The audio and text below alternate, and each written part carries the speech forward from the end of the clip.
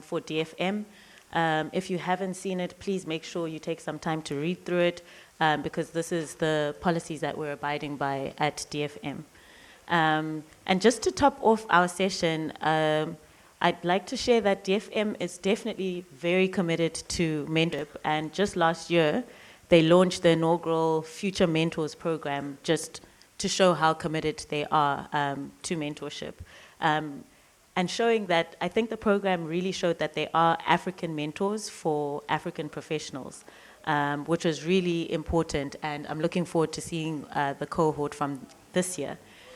With that as context, a number of our panelists here were participants in the program, either as trainers or participants. So I'd love you guys if you could give some context and give us some insight, because it was the first program of its kind. So I'd love you to share. And I won't go into our panelists' bios because you have them on the website, and we also want to actually hear more from them. But we have here with us from the end, Mmabatho Kau, Tiny Mungwe, and Fabio Ribeiro. So if we can just have a round of applause for our panelists.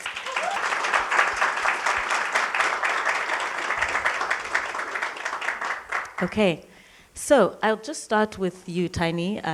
You are someone who I've seen in the industry from when I first came in, and you've been mentoring people. You've been a real constant, visible mentor in the African film space. So I'd love you to just touch on, what is mentorship really about? Because people have different perceptions. Some people think when they hear mentorship, they think training, so it's for people starting out, and it's almost like a juniorizing thing. But what is mentorship really about, and what's the perception shift that needs to happen? Maybe I kind of frame the answer around this, the notion of mentorship in the process of developing your project being a kind of like juniorizing thing, because I think there's a possibility that there's more than one thing happening at the same time. So that is to say, for the projects that we develop, which we want to have an international platform, one of the best ways to profile the project, to attract attention to it, is to plug into the talent development pipelines, which are usually attached to the markets and the festivals. So as an African producer, you could be on your third film, but you're attending a lab, and there's a feeling that you're being taught again when you've already made 3 films. But this is the strategy, to be able to travel to the market, to take the meetings, and do all of this. The markets and festivals which put these labs on, they apply for funding for these programs on the basis of we are building capacity within the ecosystem. So that's the narrative that they have, and that's how these labs are framed as such. Then the other thing that's happening is that we're coming from an African perspective and going to attend a lab in Croatia or somewhere. Usually it's in the global north, coming from the global majority. So there's also a power dynamic that's at play around who's doing the mentorship and around how you are presented to the market, right? Which is really like hard to kind of avoid. But also to say that we are part of a global ecosystem, and that we need to kind of elevate our own experiences and our own resources in terms of like capacity, so that when we enter into these spaces, when we enter into spaces where we are cooperating culturally, creatively with the global north, we can do it with a feeling of more confidence, that we are affording recognition for the work that we're doing, both in creating and supporting talent, but also building an ecosystem, like institutional ecosystem. And I think that on this continent, over the past 10, 15 years, there's been a lot of development in this regard. There are a lot of labs that are kind of, that have been built over the last 10, 15 years. It's quite a lot, so if I don't mention some people, please, nobody take offense, but like I'm thinking about, I think the most recognizable globally has been like the projects of the Realness Institute, They have been Waga Lab, they have been the mentorship programs of the Durban Film Mart, like Talents and the Finance Finance Forum. the Finance Forum, in Qatar. We're building our own resources, but we are building them as bridges to somewhere else, and that can create this north-south kind of imbalance of what are the stories that we think sell abroad, how do we recognize our own aesthetics and like value them. So I think there are two things happening at the same time. Thank you. There's so much richness in what you said. And just like a little bit of context, I came into the industry as an outsider. I didn't go to film school, had no context. And so just someone explaining what you've just said, what are these labs that exist? Why do people need to attend them? And, having that access and that knowledge to understand that, okay, I use this lab not only to learn, but to be visible, to be able to travel, for people to get to know me. That is literally was part of my path getting into the industry. So there's such an importance in those labs, but also understanding, like you said, that even if you now have done your third or fourth film, there's still value in attending these labs. I'll move to you, Fabio, and just maybe you can tell us a little bit about your experiences. Were you mentored coming into the industry? And if so, what were your experiences, good and bad? Thank you, Zoe. So, I've been a filmmaker for almost 20 years, and I did start a bit by myself. I went to film school, and during film school, I did get several opportunities to be mentored during the films. And it's always a difficult thing. When you're young, not only when you're young, but when you get out of film school, you always think, okay, I'm a genius. This is the best idea ever. And then when you get to someone, when you get to that mentoring process, it's painful. It's very painful. As a director, I feel it every time I get mentored, every time I go through it. It's a difficult process because it feels like they're changing your idea, they're trying to mold it in a different way, but this was not what I had in mind. This was not what I set out to do. But with time and experience maybe, and I've come to realize that is not the case. I've been, my last film, Mulungu, I had maybe 2 years of this process, not only with a mentor, I had a mentor, and then I had a group of people that we would discuss the film in sessions, and this was so valuable to me because they always pointed out very specific things that I did not see. There were issues with my idea, and I feel that in the end, the project becomes richer. But you have to be determined. You have to stay true to your vision. You have to stay true because there is also the other side of it. If you weaken, you can go astray from what you set out to do, and that's a danger because then you have like an orphan film. You have like an orphan idea. It's like a limping, So it's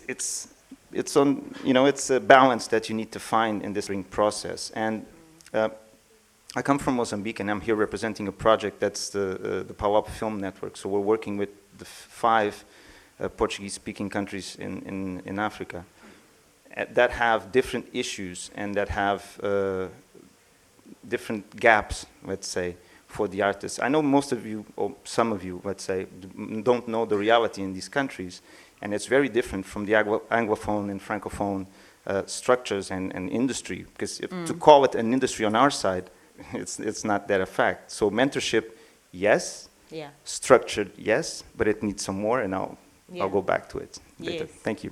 Thanks, and we will jump into that shortly because that's very important to address. But now I want to go to Mmabatho, who also is someone I've personally been mentored by, and she's very visible in different capacities, mentoring on different programs. So if you can just touch on some of the capacities you've been a mentor, but more importantly, speaking about there's this aspect of collaboration, sometimes when there's mentorship and you're also a collaborator, and sometimes the lines get blurred because there is a power dynamic. So if you can just talk about how you navigate it, how you've seen other people navigate it, and just what people should expect.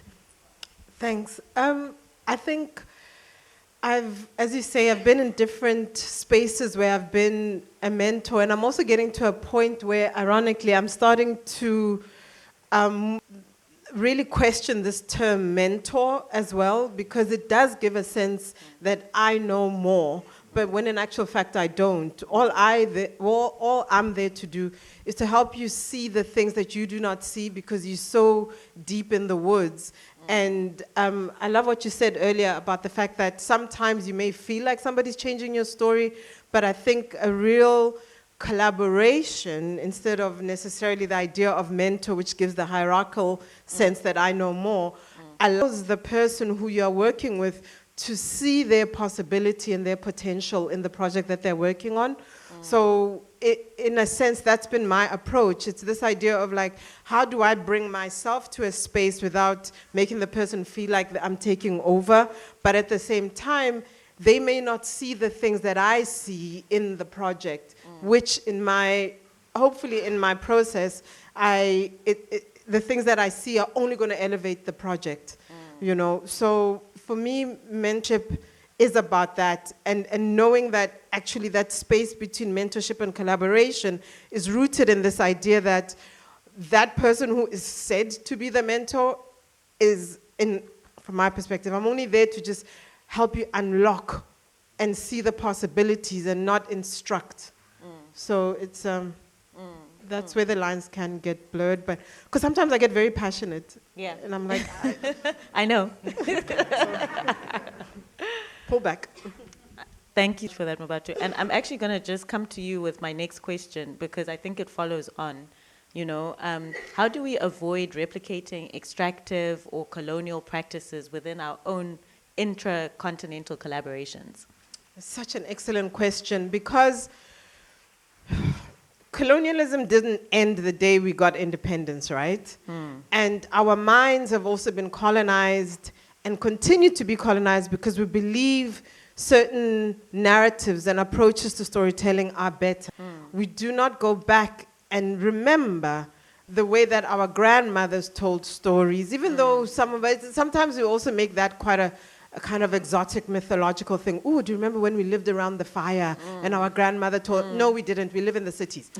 But the truth of the matter is there is a rootedness and a truth in how we tell our stories and an authenticity that I truly believe we need to go back to. When people say that they are hungry for African stories, I think that's what I'm talking about. Because the danger is to believe that, and I'll speak purely from my perspective, that the 3-act structure, for instance, is the way to tell a story. There's something fundamentally bizarre for me in that structure because it believes that only one person can solve a problem, right? From where I come from, there's this idea that perhaps a community can solve a problem. Now, how do we tell that story, right? So I think we have to reach a point where we understand that our specificity and our uniqueness is the thing that's going to make people look. But I also don't want to ignore the fact that Tiny raised earlier. There's ways in which we need to get exposure. There's ways in which we need to start getting seen and heard and recognized in these spaces. And I think part of the conversation that can be had is how we can do that without losing ourselves and our identity, our truth and our authenticity, and especially in relation to storytelling, our aesthetic, our sensibilities. And there's a danger in us bending over so much in order for us to be seen and to have access that we lose that. And that's when I believe we start creating stories that are lying to ourselves and our audiences, and that's dangerous.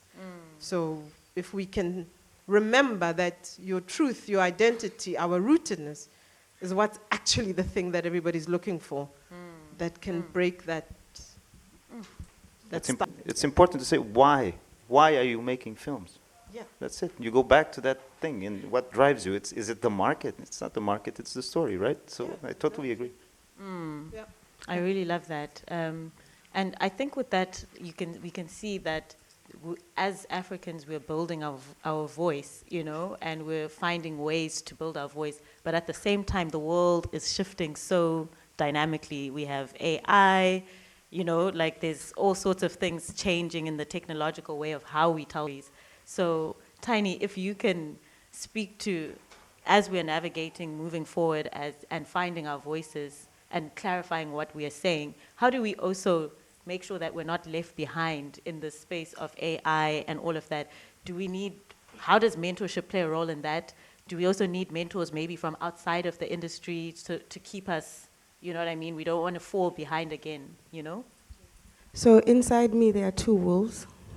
The one is that I used to be a coder. I really do like technology. I like programming. I like logic, like in my way of thinking and my way of speaking.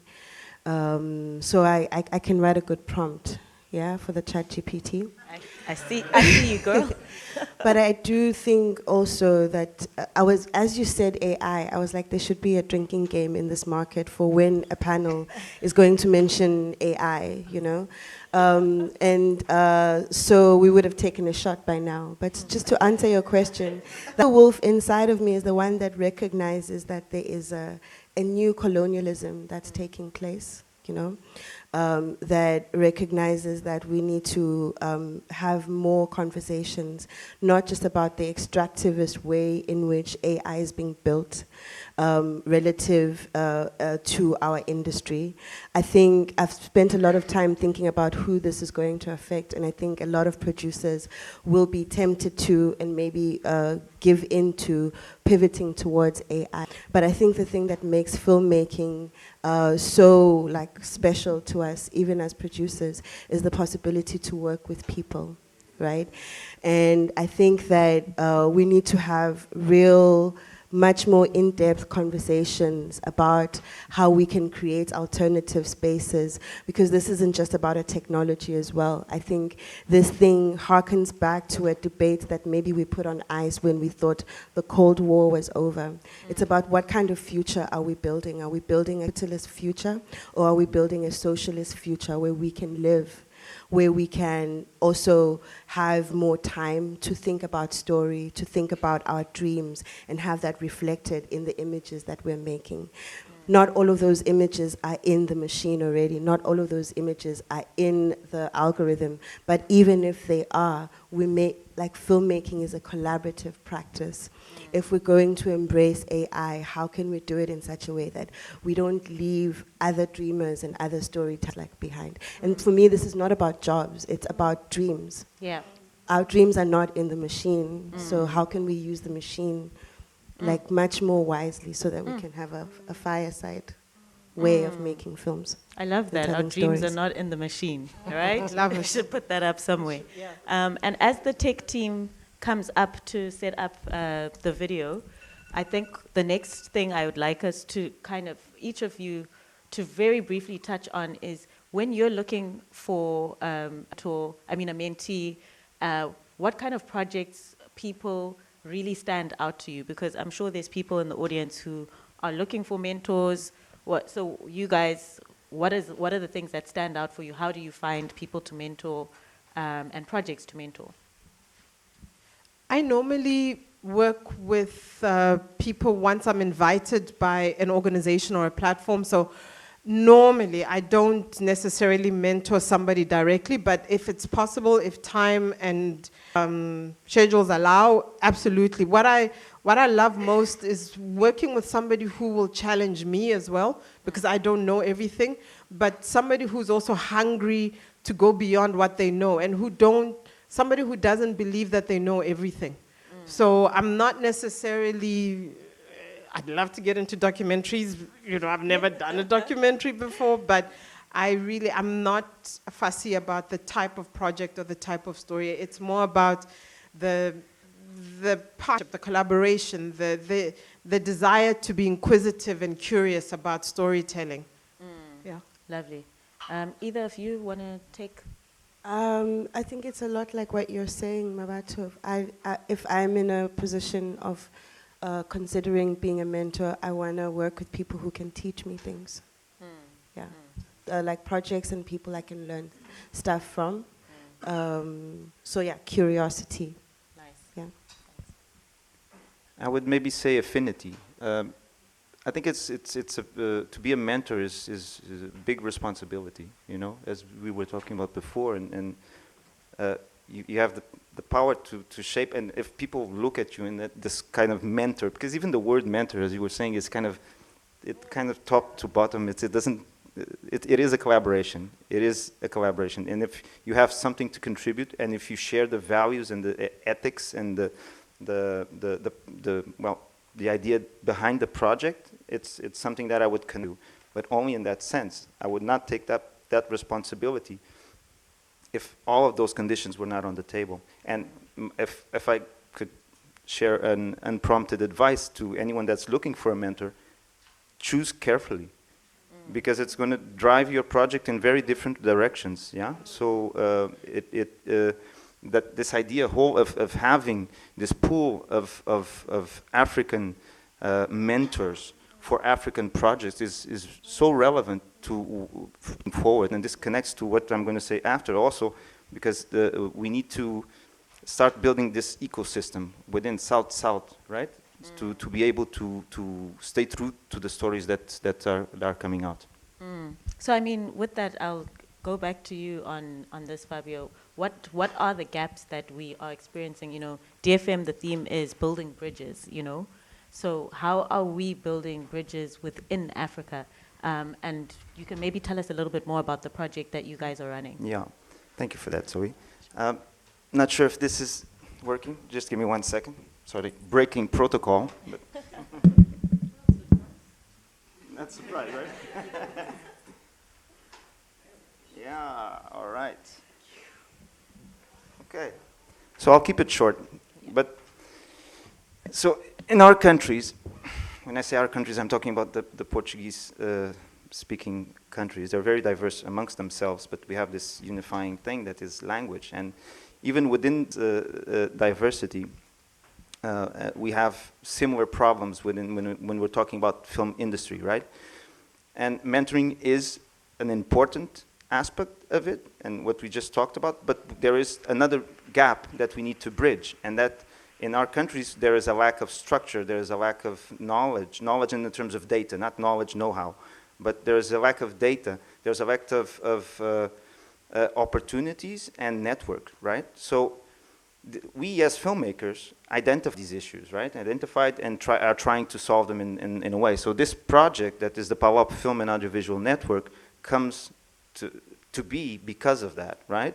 So it's as I said, it's a group of filmmakers, of directors, producers, and film festivals that just came together and realized, okay, this is the gap, this is where we need to work also to be able to create these opportunities for these artists to promote their work, to collaborate amongst themselves, and to be able to be here. For example, we have a American delegation here, 10 filmmakers. Please, a round of applause for them, because it's fantastic. Yeah, and this is a first step, you know, this is a first step, the same way this project is a first step in building this structure and being able for these filmmakers to be present with all of these wonderful professionals and talents, and to share their ideas, that have been hidden so far. So we are basically, this is our team right now. It's a bigger, but some of them are here.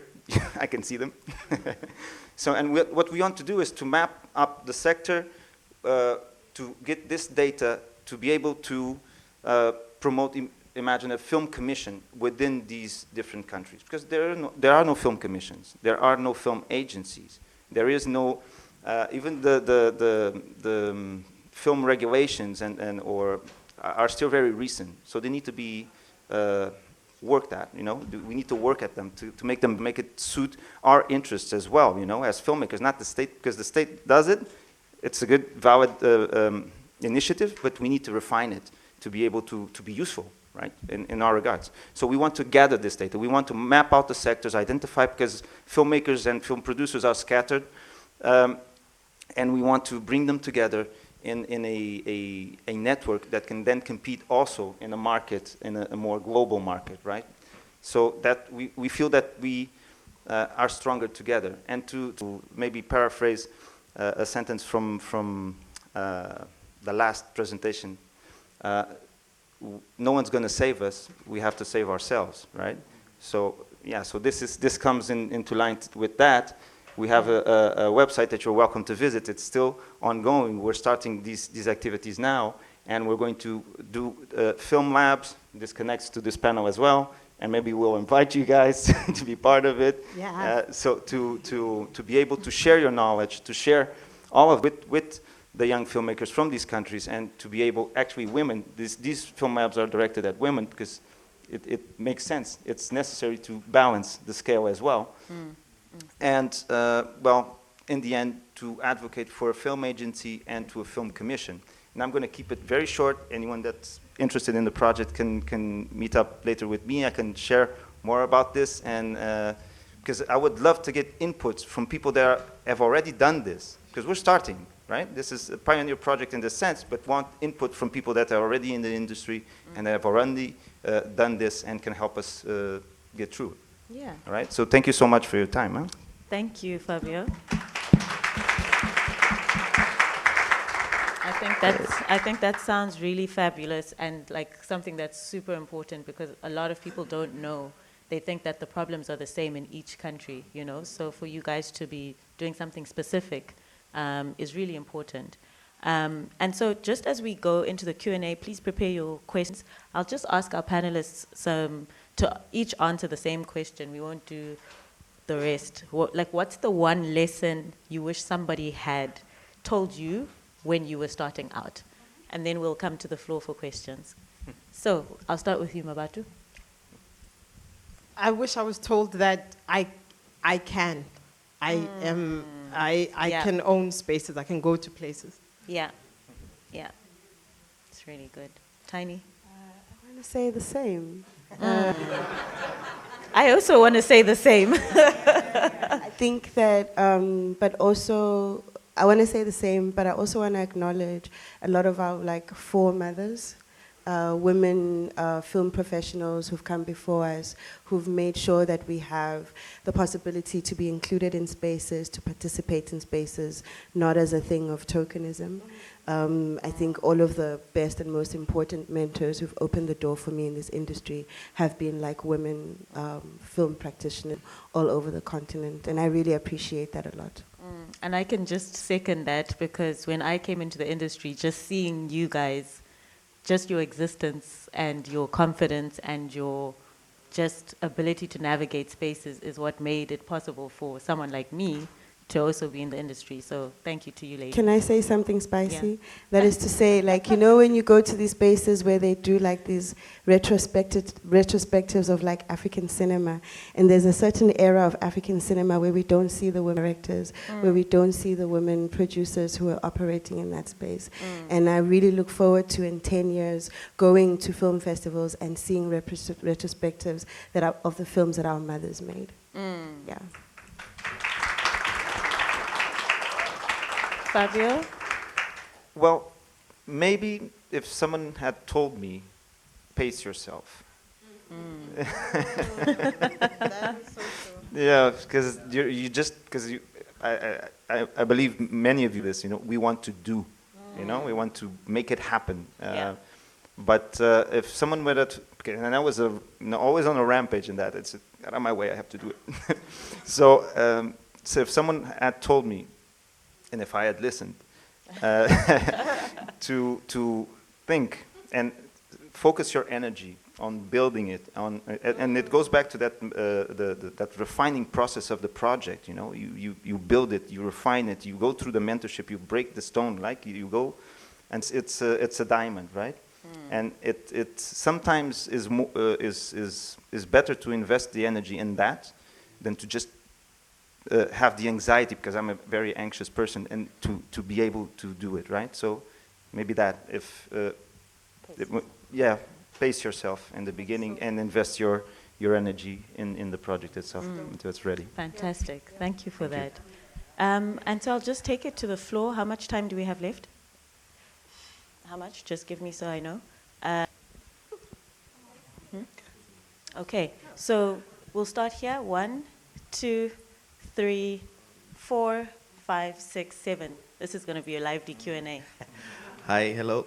My name is Emílio Josin, and I'm from Mozambique, and I'm glad to be here. And I really have the same feeling of what have been spoken here, because in the beginning of my career, somebody said to me, "You will never do a film," and I was like, "Ooh la la, what I'm doing in this life." So, and then I start doing films and work on productions, small ones, and I start writing some small stories. And one day I went to a big a journalist, a guy that was well known in Maputo. I was working there as well, and then I gave to him my small story, and then he called me because I was working with him. Then he screamed, "Hey, Josin, come here!" Then I came to him and he said, "Look, what you wrote here, it's nice, but it's not good." So then he started, how can I say, scratching. All my letter was on red. And I was like, Jesus, I will never make movie on my life. But then I said, no, maybe this is a thing that I have to take deep and then start working on this disappointment that I already had on the beginning. So I'm glad that I'm here today because I never gave up. So thank you. And the last thing, I'm not going to take long. The last thing that I want to say is that on our way to Durban yesterday, we as a Mozambique delegation, we was exactly the same conversation and topic about what we are talking here. So we get inspired, and thank you so much. Thank you so much for that.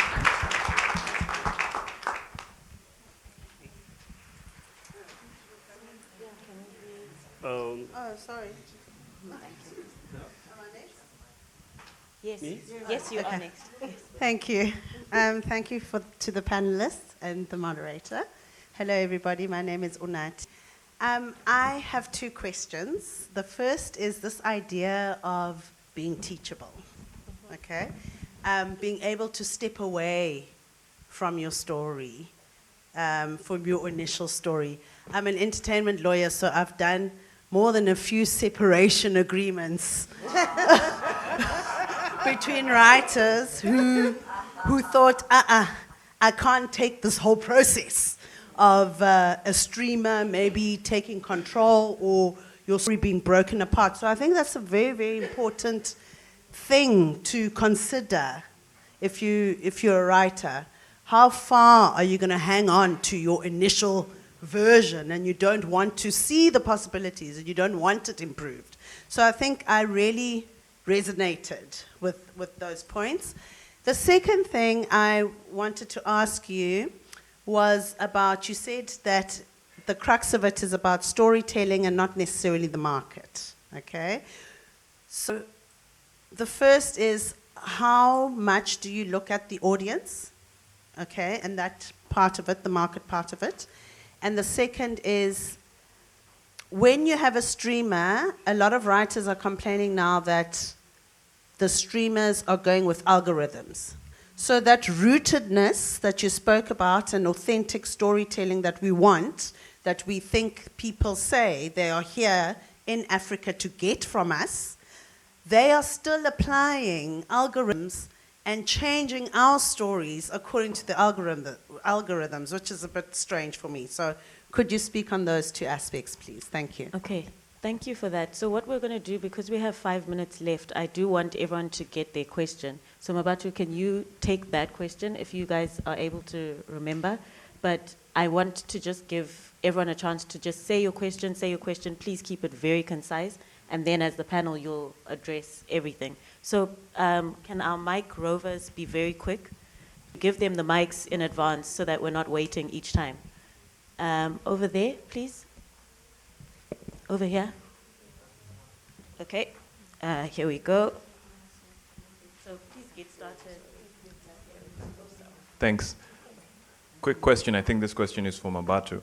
What does authentic African storytelling look like? What does that truth or identity or rootedness look like? Thank you. And the next? Thank keep it very short. I'd really like to speak to Tiny's point about experienced and far-ahead filmmakers still taking up mentorship positions.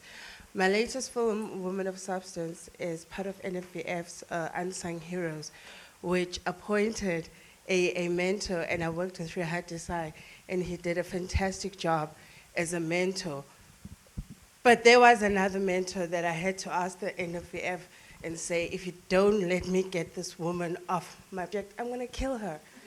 I'm literally going to murder her, because I was held hostage in my own production company, because the approach of the mentorship was for a young or a new filmmaker, and so they came in with the idea that they're going to teach me how to make a film from scratch. And when it got to a point where I can't even send an email without her looking at it, just to make, I spoke to Nadine, I'm like, Nadine, I'm about to commit murder. And it is when Rehat came on that the nature of the mentorship changed, and it became mentorship of refinement, mentorship of sound, of frames, of emotions, of music. And it is through that that I started finding value and a lot of the good that came out of that film, because now I was being mentored at the level that I'm at. And so my question is there an opportunity, you know, to Mmabatho and to Utai, people who are in those spaces, to advocate for labs that are for really seriously advanced filmmakers, where the content can speak to what we need right now, which is refinement in our work. Thank you. That's really good. And then the last question here, because we're actually at time. So It's the same question as the other lady about what, to her, or to anybody, what's authentic African story? What does it look like? Hi, yeah, I'll just quickly speak. Do you guys think that Black Panther was an African movie? Sorry, I'll go with mine then. So my question is on, because I mentor a lot of people, and I've gone through my own experience of mentorship as well earlier on. And one thing I found very curious is, the mentorship I'm doing right now is with a few universities, right? And I noticed that you are caged into giving right advice. Now, there are some things you have to do in the industry which, for example, a university will not want you to tell them to do. For example, they will not tell you, tell the student you have to do some all-nighters. Like, that will not be advisable. They'll be like, have work-life balance and the rest, right? So there are contrasts between the reality of the industry, what made me successful in my field, and also what is expected when you're mentoring a lot of people. How do you guys balance us, number one? And number two, how do you know if somebody is gonna be an excellent person going in the future in their careers? If you remove tenacity, remove that. That's a factor that you guys have seen that somebody you've mentored exceeds tremendously in their careers. Okay, thank you so much, guys. Those were really succinct, and you guys have the impossible task of wrapping this up in minus 30 seconds. But let's be honest, they are available, so if anything's not addressed, please feel free to just have a quick chat. So if you guys can just wrap each one. Yo. I authentic story. I'm just going to remember the first one that came to mind. I honestly think, I don't know if you're going to think this is a cop-out, but I really think authentic African stories are ones rooted in truth. I know this sounds like a cop-out, but I think we have to fight, and it's also linked to what Unati was asking. The algorithms, the corporations, this is a global problem. It's not just a South African problem or an African problem. I think authentic stories are ones that are rooted in truth and where the creator is so clear about what they're saying and they want to say something. Because I don't think there's one African, guys, how many people are on this continent? There can't be one African story. And Black Panther is definitely not an African story. Thank you. Now we see why you're an expert panelist, hey? Wrap that. Tiny? I'm going to try and answer Kanyi's question or just speak around what you're talking about. I think that we need to firstly differentiate between teaching and consulting. These are two different things. And I think how I like to approach it if I'm consulting on someone's project is rather than telling people what to do and giving advice, I like to challenge myself to come up with and offer valuable questions. Questions that can open a door for you to think about what you're doing in a different kind of way. And then in that collaborative kind of way, try and think together about stuff. Because I really don't know everything. Yeah, and also because we're two filmmakers, we're two like storytellers, dreamers, like dreaming together. So I don't think that it is I'm so sorry for your experience. Yeah, really. That's really not terrible. cool, you know. But I think we are also all walking around with wounds, you know, and it's really good to recognize when someone else's wound is taking up space. Yeah. Yeah. Thank you. I think that's a really strong answer, Tiny. And Fabio, just to wrap up. Yeah, I'll just say that the idea, you always keep the idea above all. Remove ego from it and work the idea. And that's it. And you keep true to it and don't do it for the market. Don't do it for the people. Do it for yourself. You started it, right? You have a story to tell. You have something to say. Follow through and take it to the end. Thank you so much to this fantastic panel.